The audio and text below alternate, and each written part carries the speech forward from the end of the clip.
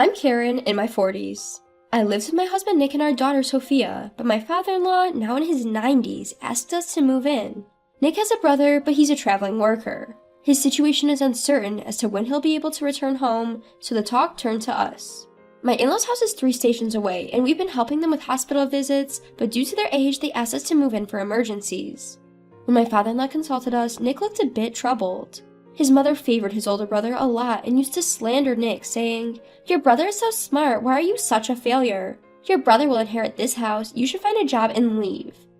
I'm not sure if my father-in-law knew about this, but he said, "Your mom is looking forward to living with you guys too." When Nick consulted with his brother, he seemed relieved and left everything to us, saying, "It would help if you guys could move in." To be honest, I don't like my brother-in-law. He has a son the same age as my daughter Sophia, but he always compares them and looks down on my daughter. During high school entrance exams, despite not much difference, he looked down my daughter for aiming at a high school with a slightly lower score while boasting about his son aiming at a higher one. This happened over the New Year's holiday, just a few months before the exam. In the end, his son didn't get into the school he wanted, but when he decided to go to a private school, he looked down on us saying, "Poor people can only go to public schools, haha." Every time we gathered together for the new year, he boasted, "I'm the eldest son, I'll inherit this house." But now he completely left everything to us. However, since we got my brother-in-law's approval and my father-in-law's eager request, we decided to accept the offer to move in. Originally, we planned to sell the place we were living in once our daughter Sophia starts college and buy a new one for just the 2 of us, my husband Nick and me. But we decided to think of this move as just a year ahead of our schedule. Upon moving in, just as my father-in-law had said, my mother-in-law welcomed our family warmly. She gave the largest room to us, the next largest room to Sophia, and even offered to clean all the areas except for our room herself. When she said, "We'll do our laundry ourselves, but could you please take care of the meals for us?" I was more than happy since I was expecting that I would have to handle everything. Sophia only has 1 more year until college entrance exams. She was a little nervous about the change of environment, but she was relieved to get a decent room. She seemed pleased to be able to use a larger room than before. We decided to pay a few $100s in rent each month and split the cost of utilities and food. The cohabitation started in a much better atmosphere than I had expected. Nick seemed relieved, but after a few months, things started to change slowly. That day was when my mother-in-law was supposed to go to the hospital. Since I didn't know when I would be able to come back, she said, and she asked me to clean and do the laundry. I had just had a day off from my part-time job, so I accepted without thinking. However, when I went to the supermarket for groceries, I happened to see my mother-in-law. She was happily chatting with a friend at a cafe. At that time, I thought it was okay once in a while, but it became not just once in a while after that day. "I have to go to the clinic once a week, and I'll need you to take care of the cleaning and laundry every time." My mother-in-law says this apologetically, but I'm skeptical about whether she's really going to the clinic. She eats 3 meals a day and snacks in between. She is lively every day, sleeps well, and from my point of view, she seems healthy. But I decided to turn a blind eye because I would rather avoid ruining our relationship. I was preparing from the beginning that I would probably end up doing everything, and doing this once a week seemed not a big deal. However, after accepting this, my mother-in-law's request started to escalate. What was once a week became twice a week, then thrice, and on top of that, she said, "Could you please not move the trash can in our room? It's in the best spot right here. I just can't get enough energy going in the morning from your breakfast. I really need more healthier breakfast. Ideally, I'd like at least 5 side dishes. I don't want you to wash that handkerchief with other items because it's important," she said, among other complaints about how I do housework. She even suggested, "Why don't you quit your part-time job? It doesn't look good. Then you could take care of all the housework." Making me do all of the housework and complaining about it is so scary. I brush it off by saying, "I'll think about it." I had some savings for buying a condo, so I figured I could just move out if I got fed up with it. So with that attitude, about half a year passed since we started living together, when suddenly my brother-in-law returned.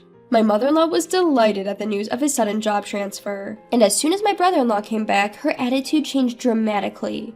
We were kicked out of the room we were using on the day my brother-in-law came back. She said that because my brother-in-law was going to use the biggest room, we should all use my daughter's room. Thinking about my daughter, my husband rebelled, but they didn't take it seriously. We had to use 1 room for 3 people, but my brother-in-law's influence didn't end there. I was told to adjust the meals to my brother-in-law's taste, to hang his suits in a certain way. Furthermore, my mother-in-law's nagging got even worse. "Brother said he wants to eat food with a stronger flavor. I've always felt the same way, but your cooking is a lighter taste," she claimed. You know, what brother hates most is being woken up by the vacuum cleaner, so please don't use the vacuum until brother has woken up. Every time it's always, brother likes this, brother doesn't like that, and it's like they're implying that everything my brother-in-law says is correct, joining in saying, yes, that's right. My daughter-in-law and son won't be coming back. My son will be a university student starting next year. He says he's going to stay at that place until he graduates from high school. When my brother-in-law was saying this, my mother-in-law was nodding in agreement, saying, that's right. Considering he has important exams coming up, it would be pitiful to change his environment. My daughter is in the same situation, isn't she? Despite that, we changed her environment twice, from living alone to a 3-person room, didn't we? Holding back my desire to complain, I quietly carried on with the housework, because I knew that if I complained, it would come back many times over. The last thing I need is for my brother-in-law, who has always looked down on my daughter, to shift his target from me to her. I kept holding back, but I felt like I was quickly reaching my limit. It was the time when I thought I couldn't handle it anymore. My brother-in-law, who had been drinking, started to fight with my husband. As the eldest son, it's natural that I take over this place. When my wife and son come here, we'll take care of both dad and mom. You guys should get out of here quickly. Oh, you can leave right now if you want. Your wife, her cleaning is sloppy and her food is terrible. It's unbearable. Mom's still strong. We don't need your wife for housework. It's tiring to deal with your on-edge daughter too. I'd be so satisfied if you guys could leave now. Actually, we don't need you anymore. I'm the eldest son. Now that I'm back, you guys should leave ASAP.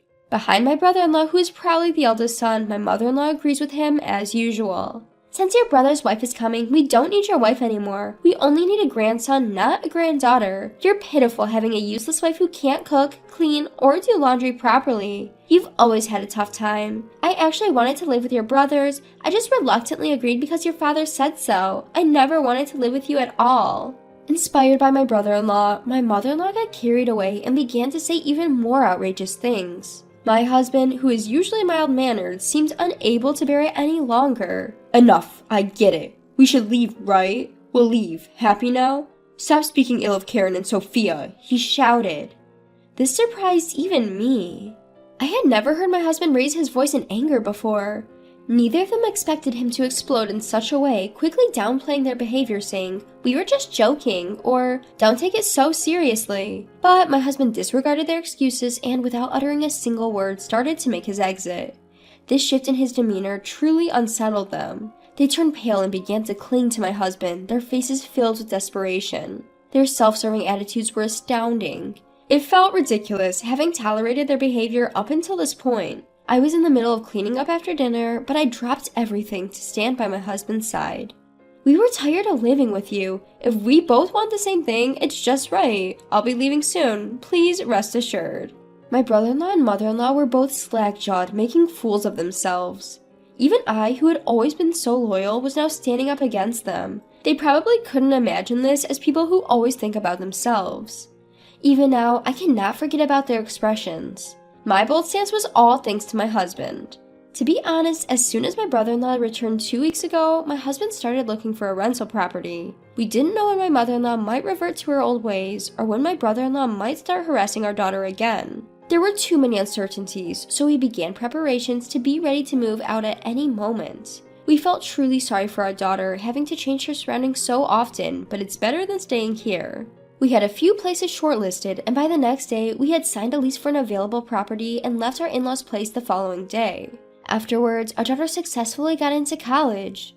She decided to live on her own, and we, as originally planned, bought a new apartment. It was a peaceful afternoon at the start of our new life when a call came in.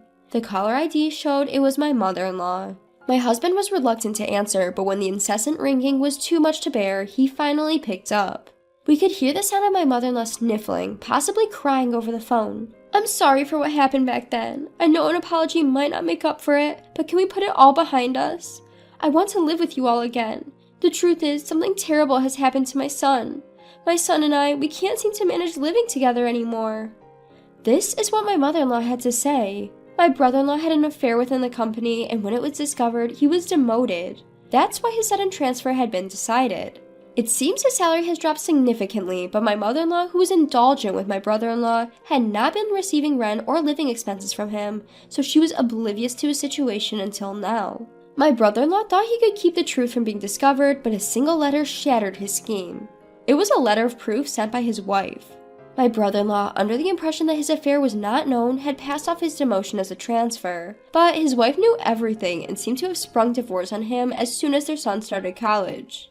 On top of the fact that it was already difficult to live on my brother-in-law's income alone, he was saddled with alimony and child support payments, pushing him into a situation where he had no choice but to go into debt. It seems that my mother-in-law wanted to rely on my brother-in-law after she finished using the money left by her husband, but my brother-in-law was demoted and the debt led to a divorce. She won't have anyone to rely on for housework and nursing care. That's why she asked for help. "Can't you at least return my husband to me?" my mother-in-law pleaded with a desperate voice.